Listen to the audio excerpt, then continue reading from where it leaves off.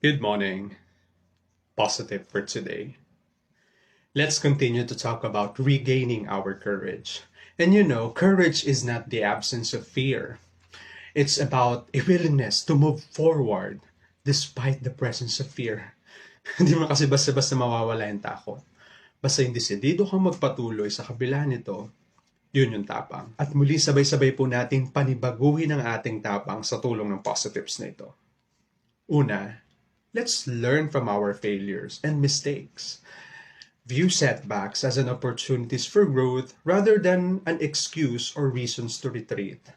Marami naman kasi talaga tayong matututunan sa pagkakamali at nagiging biyaya ito once na ibahagi natin yung mga natutunan sa iba. Pangalawa, embrace uncertainty. Accept that life is unpredictable. Sometimes you are losing, sometimes you are winning. But just because you are losing doesn't mean you are failing. Kapag natalo ka, kapag nagkamali ka, opportunities yan to discover more of yourself. And third, seek inspiration. Read books or listen to talks from people who overcame adversity.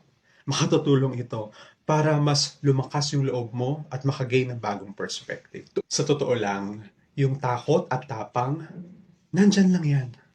Nasa sa atin na lang kung ano yung palalakasin natin. Love, love.